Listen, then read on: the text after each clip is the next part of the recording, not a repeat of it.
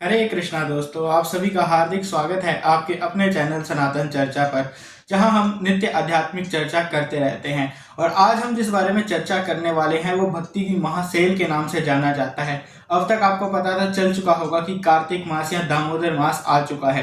कार्तिक मास या दामोदर मास अश्विन मास की पूर्णिमा से या कार्तिक मास की प्रतिपदा से लेकर कार्तिक पूर्णिमा तक मनाया जाता है। और इस वर्ष 2023 में या विक्रमी संवत 2080 में हम लोग इसे दिनांक 28 अक्टूबर से लेकर दिनांक 27 नवंबर तक मनाएंगे। अब कार्तिक मास की महत्व में क्या है, कार्तिक मास में क्या क्या करना चाहिए, क्या नहीं करना चाहिए, इसमें कौन कौन से विशेष व्रत और उत्सव आते हैं, कौन कौन से स्तुति स्तव पाठ स्तोत्र और मंत्र हमें जाप करने चाहिए, उन सब के बारे में हम लोग इस वीडियो में चर्चा करेंगे। प्लीज इस वीडियो को आप लोग एंड तक देखिएगा ताकि आप सबको कंप्लीट इन्फॉर्मेशन मिल सके। तो आइए सबसे पहले जानते हैं कि इस दामोदर मास या कार्तिक मास का महत्व में क्या है। सबसे पहले अभी हम लोगों ने कुछ समय पहले श्री पुरुषोत्तम मास के विषय में चर्चा की थी कि पुरुषोत्तम मास भगवान श्री कृष्ण को अत्यधिक प्रिय है, इसलिए भगवान ने उसे अपना नाम पुरुषोत्तम भी दिया था। तो अब आप पूछ सकते हैं कि पुरुषोत्तम मास और कार्तिक मास में से अधिक विशेष और उत्तम कौन सा है। तो अगर आपसे पूछा जाए कि श्री कृष्ण और श्रीमती राधा रानी में से श्रेष्ठ कौन है, तो आप क्या कहेंगे। वैसे तो वह दोनों एक ही हैं, एकांग युगल सरकार हैं, लेकिन फिर भी अगर कंपटीशन किया जाए तो श्रीमती राधा रानी की विजय होगी। बरसाना धाम में कहा जाता है, सुनो बरसाने वाली गुलाम तेरो बनवारी। अतः ये जो कार्तिक मास है वो श्रीमती राधा रानी जी को अत्यधिक प्रिय है। इसकी अधिष्ठात्री देवी वह स्वयं है, इसलिए कार्तिक मास पुरुषोत्तम मास से भी श्रेष्ठ है। इस मास में किया गया एक भी आध्यात्मिक कार्य आपको 1000 गुना अधिक फल देगा, इसलिए अपनी भक्ति की अब स्पीड बढ़ा लीजिए। आप अभी तक कुछ नहीं करते तो इस मास से आप प्रारंभ कर सकते हैं अपने भक्ति जीवन को। इस मास को ऊर्जा व्रत भी कहा जाता है। ऊर्जा व्रत इसलिए कहा जाता है क्योंकि श्रीमती राधा रानी का एक नाम ऊर्जेश्वरी देवी भी है, जो कि हमें भक्ति करने के लिए शक्ति या ऊर्जा प्रदान करती हैं। कार्तिक मास भी राधा रानी के नाम से ही पड़ा है। कार्तिक या स्कंद भगवान कार्तिकेय का नाम नहीं है। कार्तिक मास श्रीमती राधा रानी के नाम कार्तिकेय देवी से पड़ा है, क्योंकि श्री राधा रानी जी की माता का नाम है कीर्तिदा देवी, और उन्हीं कीर्तिदा देवी की पुत्री के रूप में अवतरित होने के कारण श्री राधा जी भी कार्तिका देवी कहलाती हैं, और ये मास कार्तिक मास कहलाता है। इस मास को दामोदर मास इसीलिए कहा जाता है क्योंकि श्री ठाकुर जी इस मास में माता यशोदा के द्वारा उखल से बांधे गए थे। भगवान की उखल बंधन या दामोदर लीला इस मास में हुई थी, और सेवा कुंज में श्री राधा रानी ने भी भगवान को इस मास में बांधा था, क्योंकि उनसे भेंट करने आने में भगवान को विलंब हो गया था।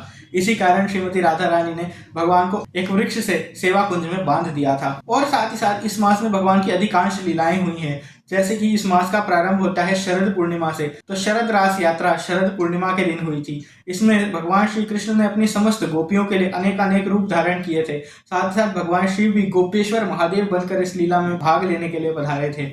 उसके बाद आता है बहुलाष्टमी पर्व।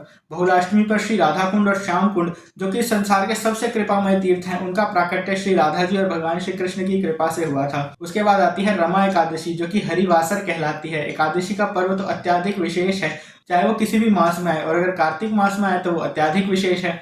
उसके बाद धनतेरस, जब भगवान समुद्र मंथन से धन्वंतरी देव, जो कि आयुर्वेद के पिता कहलाते हैं, उनका प्राकट्य हुआ, जो साक्षात श्री नारायण के अवतार हैं। फिर नरक चतुर्दशी, जिस दिन भगवान ने नरकासुर का संहार किया था। दीपावली, जिस दिन श्री राघवेंद्र सरकार, सीता मैया और लक्ष्मण जी, हनुमान जी आदि के साथ अयोध्या धाम वापस आए थे। साथ ही साथ दामोदर लीला भी इसी दीपावली के दिन घटी थी। फिर गोवर्धन पूजा, जिस दिन श्री ठाकुर जी ने 7 दिन 7 रात तक गिरिराज जी को अपनी कनिष्ठा उंगली पर धारण किया था। उसके बाद फिर गोपाष्टमी का महापर्व आता है, जब भगवान ने अपनी बाल लीलाएं को समाप्त किया और पौगंड लीलाएं आरंभ की, जिनका आरंभ हुआ गोचारण लीला से। इस दिन से भगवान अपनी 9 लाख गौओं को चराने स्वयं जाने लगे थे। उसके बाद आती है तुलसी शालिग्राम जी का विवाह। माता तुलसी का भगवान विष्णु के स्वरूप श्री शालिग्राम जी से विवाह होता है। उसके बाद आती है देव उत्थान एकादशी। भगवान श्री नारायण 4 मास की अपनी निद्रा से, योग निद्रा को त्याग कर इस दिन उठ जाते हैं, और इसी कारण से इस दिन को उत्थान एकादशी या देवोत्थान एकादशी के नाम से जाना जाता है। उसके बाद आता है भीष्म पंचक। ये 5 दिन थोड़ा सा कठोर व्रत और साधना के होते हैं, और इनका पालन स्वयं पितामह भीष्म जी ने शरशैया पर लेटकर किया था। इसी कारण से इस व्रत का हम लोग सभी पालन करना चाहिए, ताकि हमें भगवान की अत्यधिक कृपा और भक्ति प्राप्त हो सके। तो अब हमने ये तो जान लिया कि कार्तिक मास में कौन कौन से उत्सव और व्रत त्योहार आते हैं, और साथ ही ये भी जाना कि इस मास में किया गया एक भी आध्यात्मिक कार्य हमें 1000 गुना फल देता है। तो क्या आप जानते हैं कि इस मास में अगर हम भगवान के मंदिर की परिक्रमा लगाते हैं या ठाकुर जी की परिक्रमा करते हैं, तो एक एक कदम पर हमें एक एक अश्वमेध यज्ञ का फल भी मिलता है। अब हम जानते हैं कि इस मास में हमें क्या क्या कार्य करने चाहिए। इस मास में हम लोगों को भगवान श्री कृष्ण के नाम का जाप करना चाहिए। सबसे इम्पोर्टेंट चीज़ है, हमें हरे कृष्ण कृष्ण कृष्ण हरे हरे, हरे राम राम राम हरे हरे, इस महामंत्र की 16 माला का जाप करना चाहिए। उसके बाद हमें श्री ठाकुर जी को प्रतिदिन, चाहे वो प्रातः काल में हो या संध्या काल में, दीप अर्पण अवश्य करने चाहिए। दीप अर्पण करना भगवान को अत्यधिक इम्पोर्टेंट है, क्योंकि बताया जाता है कि अगर कोई भी व्यक्ति भगवान को इस मास में दीप दिखाता है तो उसके सहस्त्र कोटि जन्मों के पाप नष्ट हो जाते हैं। हम लोग भगवान से कहते हैं ना कि भगवान आप हमें इतने दुख क्यों देते हैं, तो भगवान हमें दुख इसलिए देते हैं क्योंकि हमारे कर्म ऐसे हैं, हमारे पाप किए गए इतने अधिक हैं। तो अगर हमें अपने पापों से मुक्ति चाहिए तो हमें इस कार्तिक के व्रत को या ऊर्जा व्रत को करना ही चाहिए, ताकि हमारे ये पाप किए हुए कट जाएं और इससे हम लोग अपने दुख से भी निवृत्त हो सकते हैं। अब सबसे पहले चर्चा करते हैं कि दीपदान किस प्रकार से किया जाना चाहिए। सर्वप्रथम आपके घर में जो भी आपके ठाकुर जी के विग्रह हैं, हो सके तो श्री श्री यशोदा दामोदर जी की आप चित्र लगा लीजिए अपने घर में, नहीं तो आपके घर में जो भी ठाकुर जी हैं उनके चरणों की तरफ आपने सर्वप्रथम 4 बार दीपक को दिखाना है। उसके बाद भगवान के नाभि कमल और वक्ष स्थल की ओर 2 बार, 3 बार भगवान के मुख कमल की ओर, और फिर सिर से लेकर पांव तक सर्वांग की ओर क्लॉकवाइज डायरेक्शन में आपको 7 बार दिया दिखाना है। इस प्रकार से आप दीपदान कर सकते हैं। साथ ही साथ इस कार्तिक दामोदर मास में हमें प्रतिदिन श्रीमद् भगवद गीता और श्रीमद् भागवतम आदि शास्त्रों का अध्ययन करना चाहिए और भगवान के शुद्ध भक्तों से हरि कथा का श्रवण करना चाहिए, जिससे ठाकुर जी अत्यधिक प्रसन्न होंगे। अब कौन कौन से स्तुति स्तव पाठ स्तोत्र मंत्र आदि हमें इस मास में जाप करने हैं उसके बारे में चर्चा करते हैं। सबसे पहले तो हरे कृष्ण महामंत्र, इसके बारे में आपको हमने बता दिया। दूसरा है श्रीमती राधा रानी का प्रणाम मंत्र, जो कि इस प्रकार है, तप्त कांचन गौरांगी राधे वृंदावनेश्वरी वृषभानुसुते देवी प्रणमामि हरि प्रिय। इस प्रकार से बड़ा ही सरल सा मंत्र है, आप इसे स्मरण कर सकते हैं। इसको हम डिस्क्रिप्शन में सारे मंत्र आपको दे देंगे। इसके बाद आपको जब दीपदान करना है तो आपको दामोदर अष्टकम का पाठ करते हुए करना है। नमामीश्वरम सच्चिदानंद रूपम लसत्कुंडलम गोकुले भजमानम, इस प्रकार से आप करना है।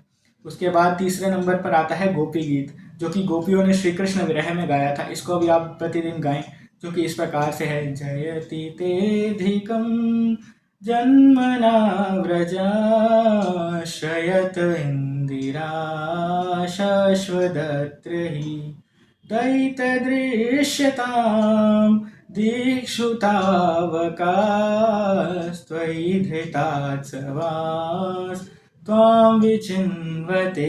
इस प्रकार से जो गोपी गीत के श्लोक हैं उनको भी हम आपको डिस्क्रिप्शन में दे देंगे, आप अच्छे से उन्हें गाइएगा।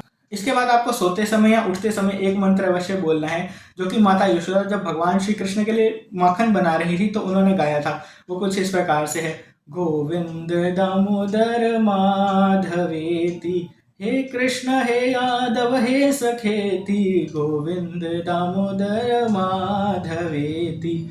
तो ये सारे स्तुति स्तव पाठ मंत्र और स्तोत्र हमने आपको बता दिए हैं। इसके अलावा आप लोगों को प्रतिदिन माता तुलसी की सेवा करनी है, उनमें जलदान करना है, उन्हें दीप दिखाइए, उन्हें आरती दिखाइए, उनकी सेवा कीजिए, क्योंकि भगवान श्री कृष्ण की प्रेयसी हैं माता तुलसी। और उनका प्रणाम मंत्र भी आप बोल सकते हैं, जो कि इस प्रकार से है, वृंदाय तुलसी देव्याय प्रियाय केशवस्य च विष्णु भक्ति प्रदे देवी सत्यवत्यै नमो नमः। इस प्रकार से ये आप मंत्र बोल सकते हैं। इस कार्तिक मास में आपको अपनी एक प्रिय वस्तु का त्याग कर देना चाहिए, जैसे कि आप अपनी फेवरेट डेयरी मिल्क की चॉकलेट छोड़ सकते हैं, आप कोई ना कोई जंक फूड छोड़ सकते हैं, प्याज लहसुन छोड़ सकते हैं। इस मास में आपको बिल्कुल भी मांस भक्षण नहीं करना चाहिए, किसी भी प्रकार का नॉनवेज आपको नहीं खाना चाहिए, साथ ही नशे से भी दूर रहना चाहिए, ब्रह्मचर्य का पालन करना चाहिए, परस्त्री पर पुरुष के संग से भी दूर रहना चाहिए, ताकि हम शुद्ध रहकर भगवान श्री हरि की सेवा अधिक से अधिक इस मास में कर सकें। इस मास में अगर हो सके तो आप धाम में जाकर निवास कुछ दिनों के लिए कर सकते हैं। धाम में जाकर निवास करने का अर्थ है अपनी चेतना को भगवान श्री कृष्ण के अंदर, श्रीमती राधा रानी के अंदर लगाना, ताकि हमें उनकी अधिक कृपा प्राप्त हो सके। इस मास में आपको प्रतिदिन ब्रह्म मुहूर्त में उठकर स्नान आदि करना चाहिए, साथ ही साथ भगवान श्री कृष्ण की मंगला आरती करनी चाहिए। मंगला आरती जो है दिन का सबसे पावरफुल टाइम होता है, जो व्यक्ति मंगला आरती करता है उसका सारा दिन बहुत ही प्रोडक्टिव जाता है। अब इस मास की हमने विशेषता भी जानी, इस मास में कौन कौन से उत्सव आते हैं वो भी जान लिए, साथ में इसमें क्या क्या करना चाहिए क्या क्या नहीं करना चाहिए इसके बारे में भी हम लोगों ने जान लिया। तो ये मास कब से कब तक आ रहा है इसके बारे में भी अब आपको पता लग चुका है। अब आप सभी से हमारा ये अनुरोध है कि इस कार्तिक मास को आप अच्छे से पालन करें और श्री ठाकुर जी की सेवा भक्ति करें। इसी के साथ हम आपसे विदा लेते हैं और आप सभी को कार्तिक मास की ढेरों शुभकामनाएं देते हुए आप सबसे ये अपील करते हैं कि आप सभी कार्तिक मास का पालन बहुत ही अच्छे से करें। आप सभी को श्री श्री राधा दामोदर भगवान की अत्याधिक कृपा प्राप्त हो। हरे कृष्णा।